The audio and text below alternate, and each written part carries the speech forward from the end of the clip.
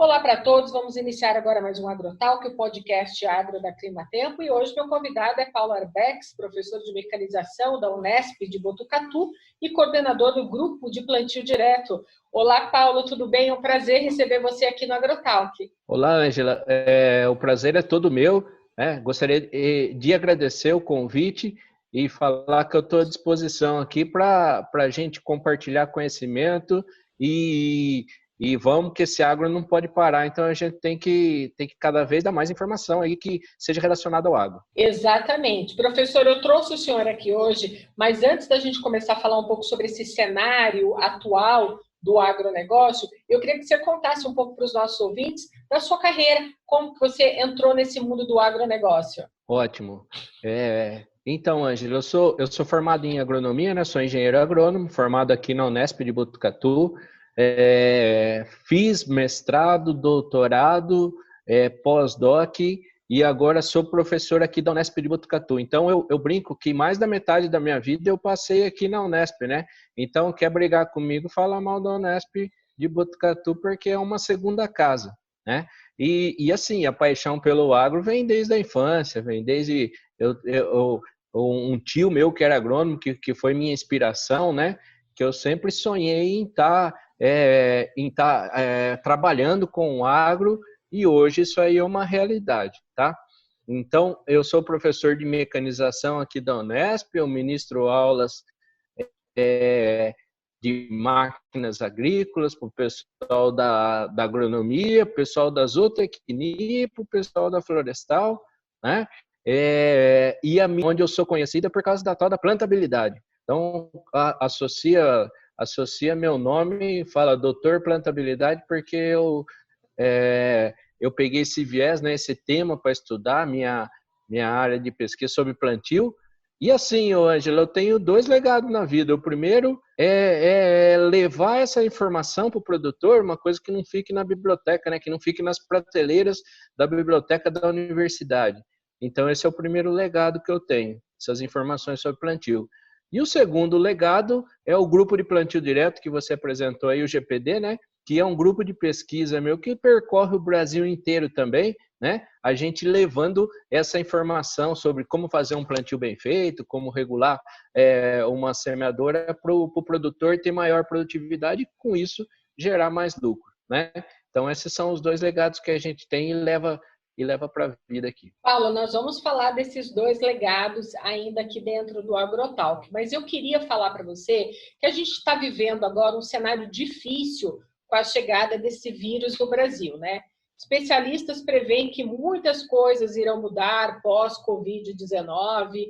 O agronegócio é um segmento do mercado que não pode parar, como você mesmo mencionou no início aqui do AgroTalk. O produtor e toda a cadeia que o agronegócio brasileiro a gente observa aí no campo, vai começar também a sentir esses impactos do cenário econômico brasileiro. Então, diante disso, eu queria que você desse a sua opinião sobre esse cenário agrícola atual. O que você vem observando? Excelente a pergunta, Ângela, até para a gente desmistificar alguma coisa, né? Porque, assim, às vezes o que chega para a gente, para a maioria que não é da área, né? Parece que é o caos total, né? Que essa pandemia causou.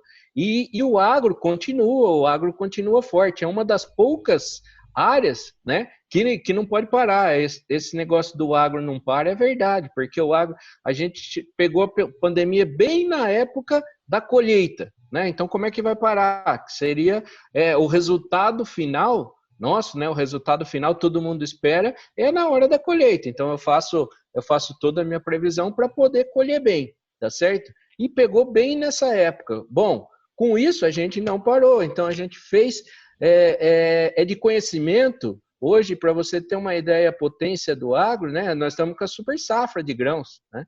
Estamos com 252 milhões de toneladas de grãos, quer dizer, nós batemos recorde de produtividade. Então, por isso que eu falo que essa área do agro, né, o agronegócio em si, ele não pode parar e ele vai continuar dando frutos. Falando disso, então, vamos lá, falando da pandemia. Nós temos que ser específico também, né, Ângela? Porque o que acontece? Teve cadeias teve cadeias que, além de não diminuir, aumentou, né? Se a gente vê preço de soja, preço de milho, por exemplo, a soja bateu R$ 100 o saco, o milho bateu, hoje o preço de hoje, R$ 48 uma saca, então são preços significativos, tá certo? Mas, ao mesmo tempo, a gente tem áreas que não teve o mesmo, vamos falar assim, que não teve essa mesma alta, né?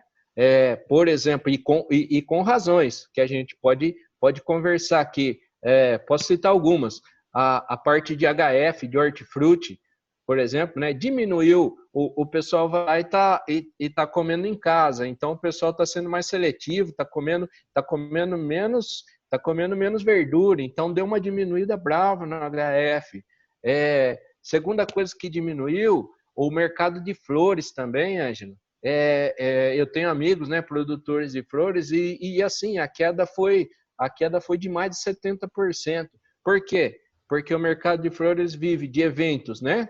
De eventos. E não estamos tendo mais eventos, né? Foram cancelados quase todos.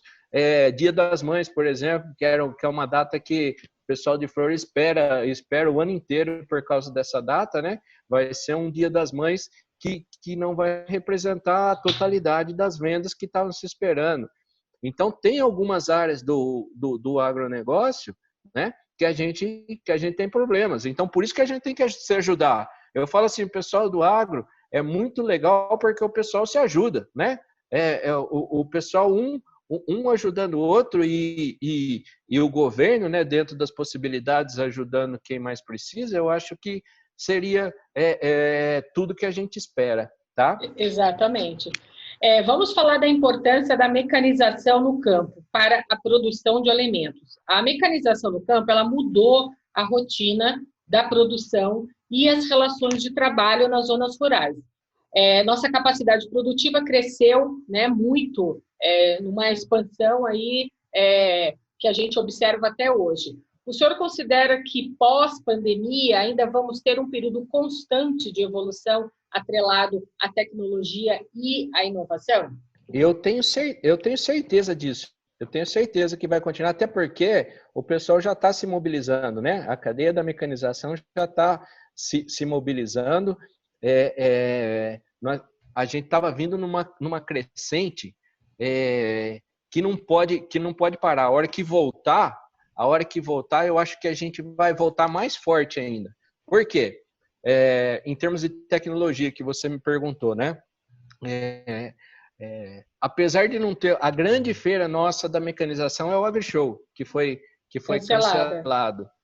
Que foi cancelada, né, Ângela? Então, a nossa maior feira era isso. Mas as outras feiras do começo do ano estavam numa crescente, de novas máquinas, novas tecnologias. Eu acho que é fantástico essa nova tecnologia que o pessoal tá colocando, né, que nós estamos passando, porque o que acontece? Isso tudo são ferramentas que vão ajudar para tomar a decisão depois do produtor. Então, o que acontece? Não pode parar. Falar assim, não, vamos parar de inventar coisa nova ou vamos parar de pesquisar por causa que a gente está em home office. Não, pelo contrário, nós estamos aqui hoje, né, fazendo esse podcast, né, o AgroTalk, e eu estou o dia inteiro passando, compartilhando informações. Eu acho que isso aí, né, está até acrescentando, o pessoal está procurando mais. O produtor, até aquele produtor que não tinha muita informação, hoje, com o advento dessa pandemia, ele está procurando mais informação ainda. Então, quer dizer, a tecnologia não vai parar, eu tenho certeza disso. Na área de mecanização, então, nem se fale, né? Nem Sim. se fale. O mercado profissional é outro que está em alta. A gente observava no início do ano que as multinacionais, elas sempre buscam as universidades, né, como referência para novos talentos. O senhor tem contato com esses jovens dentro da universidade? Esses novos talentos, eles têm a consciência de que fazem parte de uma mudança que impulsiona a produção de alimentos no mundo? Como que este mercado deve reagir agora? O que o senhor vem sinalizando junto a esses novos talentos aí dentro da universidade? Muito obrigado pela pergunta, viu, Ângela? Porque isso aqui realmente é motivo de satisfação e saber a gente, enquanto professor, né? A gente forma pessoas, que nem eu falei do legado, né, do GPD, e cada aluno que a gente vê no mercado, cada aluno que a gente vê prosperando, passando o mestre, né? Passando os mestres, fazendo com que tenha participação, efetiva no agronegócio, para a gente é motivo de muito orgulho, tá? Agora vamos lá. O agro sempre empregou. E como eu digo, Ângela, parece meio forte, mas eu vou falar isso aí, ó. Para quem não é medíocre, ele tem emprego garantido. Eu falo isso para todos os alunos. É que o pessoal confunde a palavra medíocre, que é na média, né? Então, quem é acima da média tem emprego garantido. Porque o que acontece? Falta mão de obra qualificada. E eu vou fazer uma meia-culpa aqui, Ângela, se você me permite. O que acontece? Entre o que está sendo passado, eu sou professor de universidade, hein, de uma universidade ranqueada internacionalmente. O que está sendo passado na universidade e o mundo lá fora, as empresas, o ambiente privado, tem um abismo. A gente está ensinando e não está olhando o mercado lá fora, tá certo? Eu vou dar um exemplo para você do agro. Por exemplo, era para a gente estar ensinando empreendedorismo, era para a gente estar ensinando agricultura de precisão, que é isso que está acontecendo lá fora. Então, o aluno tem que saber, tem que ter capacidade de decidir, tem que ter capacidade de trabalhar em grupo, tá certo? Então, eu acho que o mercado, você perguntou, né? Será que ele consegue ver? Se o aluno do agronegócio, souber onde ele caiu, desde o primeiro ano, porque às vezes só vai cair a ficha lá no último ano, né? Só vai cair a ficha perto de se formar. E, na verdade, desde o primeiro dia, ninguém está falando para não ter vida de faculdade, vida universitária. Não é isso que eu estou falando. Eu estou falando de saber aproveitar, né, o que a faculdade tem para passar. Desde o primeiro ano que você entra lá, você já deveria ter um comportamento profissional, né? Porque você vai estar sendo analisado, né? E fica muito mais fácil para o mercado a hora que você indicar, né? Eu sou uma pessoa que o pessoal de empresa liga para mim e fala: ô, professor, me indica um cara na área tal. Há 10 anos atrás, Ângela, a gente tinha uma lista de pessoas. Hoje em dia, a gente vai lá e já não tem mais essa lista. São poucos os nomes que eu posso chegar e falar assim: ó, esse aqui está preparado para o mercado. Culpa de quem, Ângela? Culpa, né? Do próprio aluno, que às vezes que às vezes tem outros tem outras atividades e não somente a universidade. Culpa da universidade, que nem eu falei, do professor que às vezes está parado no tempo. Culpa das empresas, do governo, por exemplo, né? Antes das empresas, vamos falar do governo, que não investe em pesquisa de qualidade, que não investe em ciência. Então, a gente tem, né, deveria investir mais. Então, se a gente pegar todo esse âmbito aqui, ó, de pegar e falar assim, não, eu vou preparar o aluno para o mercado, ia ser muito mais proveitoso, Ângela. Então, o fator humano, ele conta muito ainda no trabalho diário junto à mecanização do campo. Então, você enxerga oportunidade ainda maior para o crescimento dessa mecanização no campo, em conjunto com o trabalho destes jovens. Sem dúvida nenhuma, Ângela. É assim, ó. Quer ver, ó? Você falou de tecnologia. Vamos juntar tudo agora, ó. Vamos juntar a tecnologia com a mão de obra, tá certo? E vamos chegar no seguinte consenso, ó. Tá tendo a tecnologia. O que eu tenho que preparar o aluno? Eu tenho que preparar o aluno para uma agricultura 4.0. Isso eu estou falando há 2 anos atrás já. O pessoal fala assim: ô, professor, pô, aquilo lá que você falou agora está acontecendo. A gente tem que preparar esse aluno hoje, né? Hoje eu tenho que preparar o aluno para cair numa empresa e trabalhar com sensor, né? Eu estou falando da área de mecanização, que é a minha área. Sim. Ele tem que saber trabalhar com sensor, ele tem que saber trabalhar com agricultura de precisão, ele tem que saber trabalhar com mapa, com telemetria. É esse profissional que a empresa quer, né? Porque assim, ó, se você perguntar, se você fizer entrevista com qualquer presidente de empresa aqui, ó, se pegar o Paulo Herman da John Deere ou o Feli da Agco, eles vão falar a mesma coisa, ó, que está vindo tecnologia em máquina e a gente não está capacitado para trabalhar com isso. E a gente ainda não tem pessoas capacitadas para trabalhar com isso, né? Então eu falo, ó, essa área de saber falar inglês, saber se comunicar, são essas habilidades que a gente tem que passar para o aluno hoje. Sim, interpretar os dados da máquina que traz essa tecnologia. Sem dúvida. E assim, a máquina, o que acontece? Ela não vai substituir o homem, ela vai ajudar na tomada de decisão. Então, quanto mais tecnologia eu tiver, são mais ferramentas que eu tenho para o homem chegar e tomar a decisão. Exato. Paulo, vamos falar um pouco então do seu legado. Eu queria que você explicasse para os nossos ouvintes do AgroTalk o que é essa plantabilidade 5.0 que você criou, que você trouxe para esse seu conceito. Então, Ângela, isso aqui eu fico até emocionado de falar, porque assim, ó, eu comecei isso há 20 anos atrás, quando eu era aluno de graduação.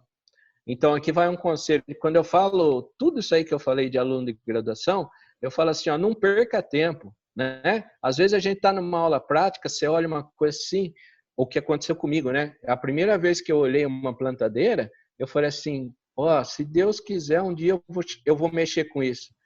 E hoje dou palestra aí no Brasil inteiro, né, até fora do Brasil, sobre o assunto. Quer dizer, o que acontece? Essa chama de criatividade que a gente precisa ter, né? Então, o plantabilidade ele foi criado assim.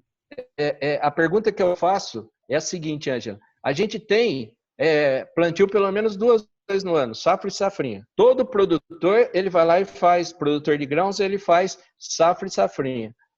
Então, ele tem que plantar 2 vezes ao ano. Por que tem pouca gente falando sobre isso? Essa é a pergunta que eu faço. E tem uma resposta.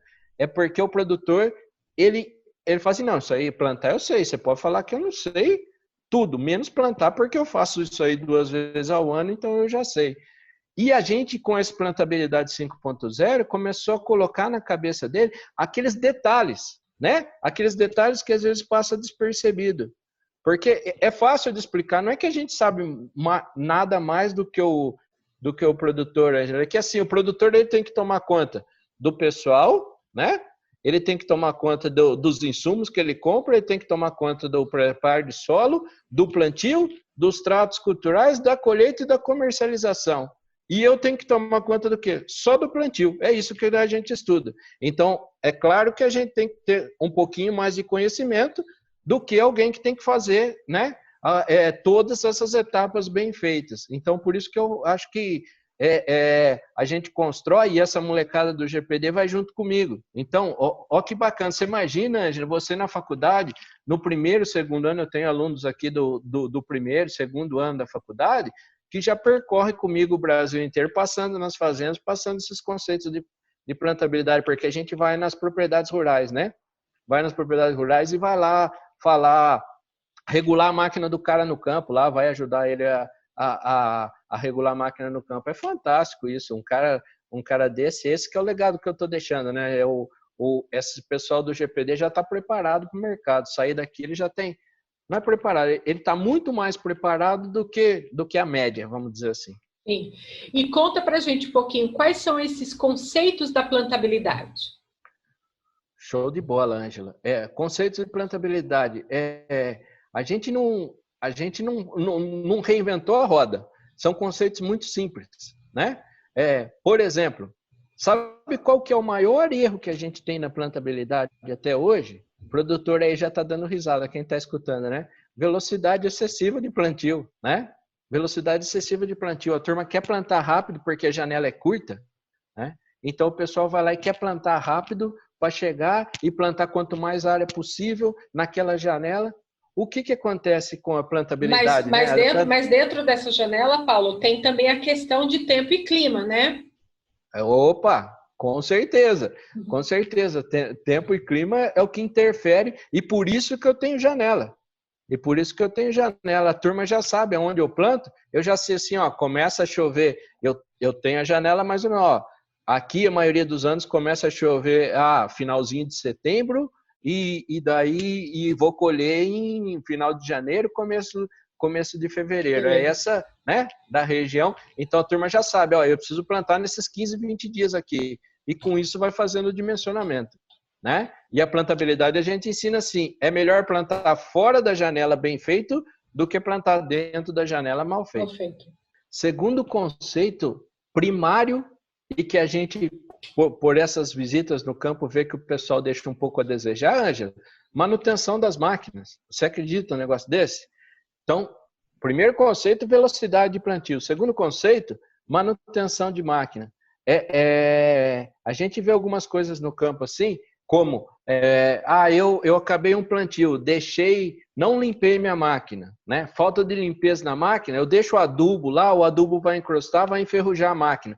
No outro ano ou na próxima safra, eu vou ter problema de peça desgastada.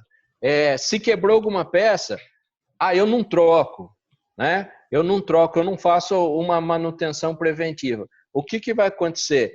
Esse órgão da máquina não vai funcionar na próxima safra. Então, vou dar um exemplo bem claro assim, ó. Quebrou um disco de corte ou formou o disco de corte da plantadeira, ele vai lá e não tá legal, né? Ele tá com orelha, ele tá virado. Ele não vai cortar a palha, vai embuchar e não vai cair a semente no lugar onde era para cair. Falta de plantabilidade. Mas o que é isso? Por falta de manutenção, né? Então, esses conceitos simples que a gente passa e que dá uma diferença danada. Sim, e são detalhes de conceitos que o produtor rural tem que estar atento diariamente, porque problemas de mecanização podem acontecer a qualquer momento dentro do campo e atrasar não só o plantio, como a colheita do produtor, né? Sem dúvida nenhuma, Angela. É assim, ó, um dos conceitos de mecanização mais claro que a gente tem se você perguntar para um produtor, né, fala assim, o que você quer de uma máquina? Aí ele vai lá e fala assim, eu quero que ela não pare. Isso aí a gente em mecanização chama de disponibilidade. A máquina tem que estar disponível, tá certo? Não adianta nada, eu tenho a melhor máquina do mundo, só que de 2 em 2 dias ela quebra. Então eu tenho que ter disponibilidade de máquina. Isso aí a gente vai acertar onde? Na manutenção bem feita, na regulagem bem feita da máquina. Ô Paulo, conta pra gente agora um pouco sobre esse seu segundo legado, que é o grupo do plantio direto que você coordena. Como que surgiu esse grupo? Qual que é o trabalho e o objetivo deste grupo? Ótimo, Angela. Então, o GPD, né, o grupo de plantio direto, ele iniciou em 1997, então, portanto, já tem 23 anos, né? 23 anos que a gente começou com o advento do plantio direto lá do Paraná, lá, né, que estava no boom, o pessoal antigamente fazia preparo convencional, ou seja, mobilizava a área, passava arado, grade. Com o advento do plantio direto, a gente falou assim, não, precisamos estudar sobre isso, tá? Precisamos estudar sobre isso. E começamos e formamos o grupo, né? Formamos o grupo. Só que, mais uma vez, nunca pensava que ia ter a dimensão que tem hoje, né? O grupo de plantio direto ele é reconhecido no Brasil inteiro hoje como o grupo que faz extensão, né? Que leva conhecimento tanto para produtor quanto para aluno, que a gente vai em universidade também passando esses conceitos. E falamos sobre mecanização no plantio direto. Dentro do grupo, eu tenho alunos de graduação, que nem eu falei, do 1º ao 5º ano. Nós temos alunos de mestrado, doutorado, então alunos de pós-graduação, e técnicos da universidade também. Então, dentro desse grupo, nós somos ao total de 21 pessoas, né? A gente vai lá e tem pessoas de todos os níveis. E assim, e todo mundo é igual. Então, tem um menino que é filho de produtor que está no 2º ano, ele vai lá, às vezes ele tem mais conhecimento do que um cara que está acabando o doutorado, né? E sempre é bem-vindo no grupo. Quanto mais é que nem eu falo, né? Eu trabalho muito com a meritocracia. Quanto mais conhecimento trazer para o grupo, melhor. E assim, eu falo que é fantástico, né, Ângela? Porque a gente, além de estudar, né, fazer pesquisa, a gente faz essa parte de extensão também, que é fazer esses treinamentos fora dos muros da universidade. Sim, e o grupo ele acaba avançando também, chegando até as propriedades rurais e auxiliando os produtores nessa rotina diária? Isso. O que a gente faz durante o treinamento? O treinamento é feito em 3 partes, Ângela. A gente primeiro faz o quê? A primeira parte é a parte que a gente fala parte teórica, mas não é teórica, é um bate-papo, né? Igual a gente está fazendo aqui, então eu vou falar dados de plantabilidade, eu vou falar para ele, tá vendo? Se você errar aqui, quanto que você perde, né? Então, cada semente que você deixa de colocar, quanto que você vai perder, você deve evitar falha e dupla. Então, esse bate-papo, primeiro, num barracão de máquina, não precisa ser sala de aula, viu? A gente leva toda a estrutura, então a gente tem uma estrutura já, né? Uma caminhonete onde vai todas as coisas, a gente arma um circo na propriedade e vai lá e faz essa primeira parte, né? De dados de pesquisa e o bate-papo. Depois, nós temos a segunda parte, nós temos simuladores, Ângela. Nós temos simuladores, então simuladores tanto de dosador de semente como de adubo. Quer dizer, o cara sem ir no campo, se ele tiver um pouquinho do adubo e da semente dele, a gente já fala como é que vai, faz uma simulação de como vai ficar no campo, né? E a terceira parte, que é a mais legal, que é ir lá no campo, na máquina do cara e falar, esses são os pontos que a gente deve ver, e daí vai lá e dá um tiro com a máquina lá e fazer coleta de adubo, coleta de semente, mostrando como é que é a plantabilidade bem feita. Ô Paulo, nessa terceira etapa, eu até queria colocar aí um aditivo.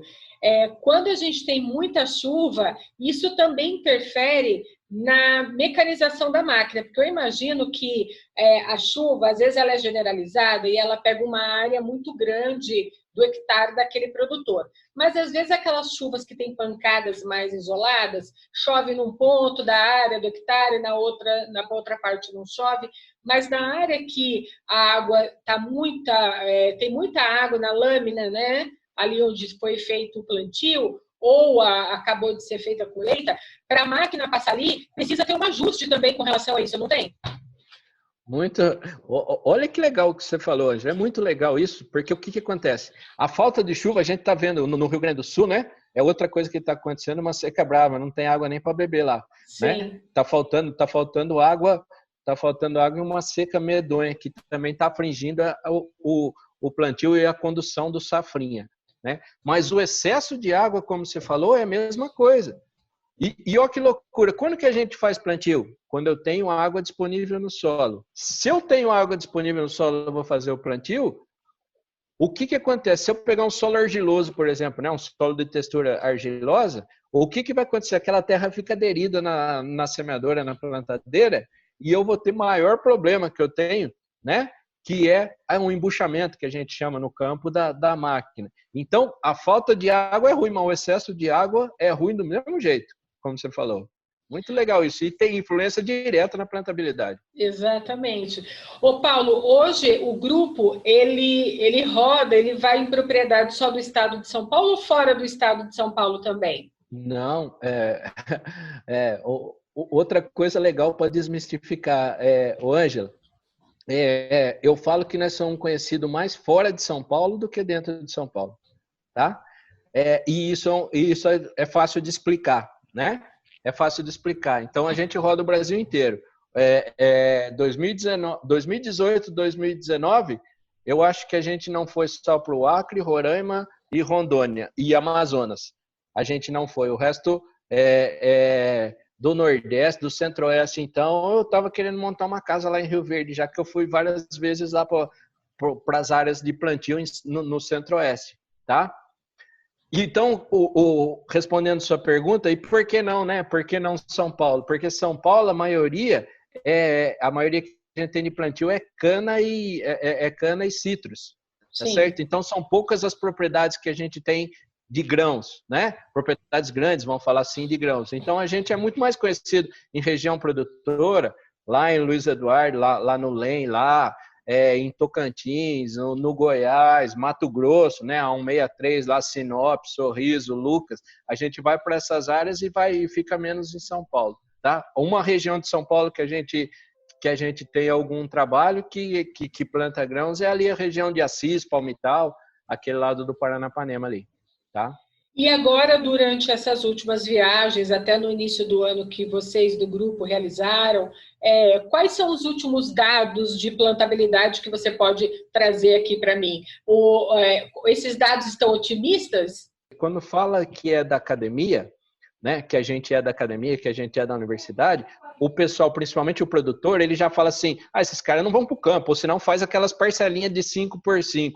Isso é o que tem na mente do produtor, né? E eu falo assim, eu desafio qualquer equipe que vá mais no campo do que a gente, né? Nós estamos todo dia no campo, principalmente fazendo pesquisa aplicada no campo.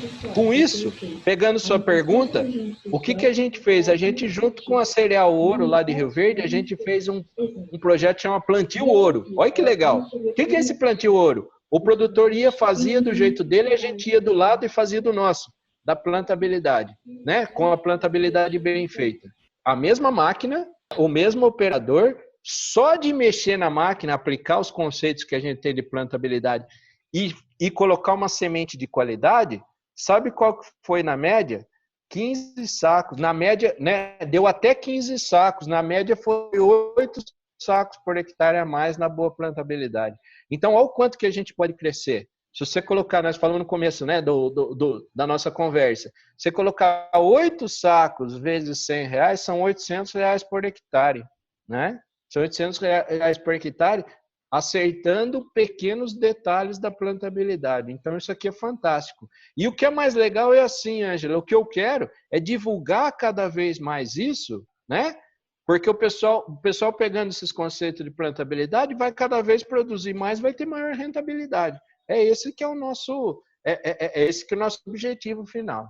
Agora, nesse momento de pandemia, né, Paulo, vocês estão impossibilitados de fazer essas viagens a outros estados brasileiros para levar esse conceito de plantabilidade. A gente espera que quando o ritmo voltar ao normal, todo mundo volte a essa normalidade, né, essas visitas ao campo que são tão importantes também para o produtor rural, porque são visitas que acrescentam aí conhecimento e ajustam, né, alguns problemas e outros que ele enfrenta na rotina diária. Hoje em dia, a gente sabe que a preocupação está bem grande com relação à produção de alimentos e também a de abastecimento no país, né? A gente vê a ministra Cristina atuando de maneira muito forte nessa preocupação da produção continuar sendo realizada, o abastecimento nas zonas cerealistas, e esse motor do agronegócio que impulsiona o Brasil continuar atuando. Os seus jovens talentos, os seus alunos, as conversas que você tem com os grandes CEOs das multinacionais, o que você vem captando e observando da opinião dessas pessoas? Assim, Angela, você falou tudo, né? Você falou tudo. Então, deu uma parada, realmente, deu uma parada com eventos, deu uma parada da gente, foi cancelado 100% dos eventos que a gente tinha, tá certo? Mas, o agro é tão bacana, Angela, que para o segundo semestre, né, que graças a Deus vai passar essa pandemia, a gente não tem agenda. A gente não tem agenda. De tudo que está sendo marcado de setembro, do final de setembro para frente, né, a gente está quase com a agenda fechada. Então, quer dizer, vai continuar, a hora que abrir, a hora que voltar, né? A gente vai continuar fazendo e vai levando, principalmente ali aquela época antes do plantio, né? É importantíssimo ali na época de setembro, né? Antes do pessoal começar a plantar, se preparar para a nova safra. Então, eu tenho certeza que a gente, como você falou, né? É que a gente não vai sofrer de desabastecimento, Ângela, porque o agricultor, ele sabe, o produtor, né? Ele sabe o dever dele, que é produzir alimento. Então, o Brasil sempre foi, né, uma referência. A gente tem uma ministra aqui da prateleira de cima, hoje, que vai lá e está fazendo tudo, que conhece o agro, principalmente, né? que conhece o agro e está fazendo tudo e a gente não vai ter desabastecimento. Você pode ter certeza disso. Pode estar gravado esse podcast aqui, se tiver, você pode me cobrar depois. É verdade, o Paulo. E a ministra está fazendo um trabalho excelente. A gente vem acompanhando aí o desempenho dela à frente do Ministério. Realmente a gente fica otimista com esse desempenho do trabalho dela perante aí a agricultura brasileira. Olha, Paulo, foi um prazer bater esse papo com você aqui no Agrotalk. Eu espero te receber aqui mais vezes para a gente contar também de outros dados, de outros assuntos aqui dentro do Agrotalk. Aqui é uma extensão também da Universidade para o Produtor Rural. A gente se considera uma ponte para semear esse conhecimento entre a universidade e o produtor. E eu espero que você esteja aqui com a gente muitas outras vezes, trazendo mais dados, mais informações e mais conhecimento. Muito obrigado, viu, Ângela? Eu que agradeço a oportunidade. Eu gosto de falar, de dar a minha opinião, de ajudar, né? Não precisa concordar com tudo que a gente fala, é claro, né? Nem todos, mas é muito legal esse bate-papo com você, né? Eu acho que a nossa Liga do Agro foi uma das coisas mais legais que surgiu ultimamente nesse agronegócio, e assim, e esse contato direto com o produtor também, para mim não tem dinheiro que pague isso, porque eu, além de levar alguma informação, eu aprendo mais do que ensino. Então, esse bate-papo é muito legal. Muito obrigado pela oportunidade mais uma vez. Eu que agradeço e eu espero que o Agrotalk um dia tenha a oportunidade de te acompanhar numa dessas visitas que você faz ao produtor rural. Será um prazer para a gente acompanhar você. Nossa, para mim seria motivo de honra. A gente vai combinar essa ciranda até o produtor rural, viu, Paulo? Mais uma vez, muito obrigada aqui a sua participação. Desejo aí para você uma boa semana e também que essa pandemia acabe logo para que todos voltem aí à sua rotina de trabalho normal. Um abraço, viu, Paulo? Um abraço, Ângela. Fica com Deus, tudo de bom, viu? Até a próxima.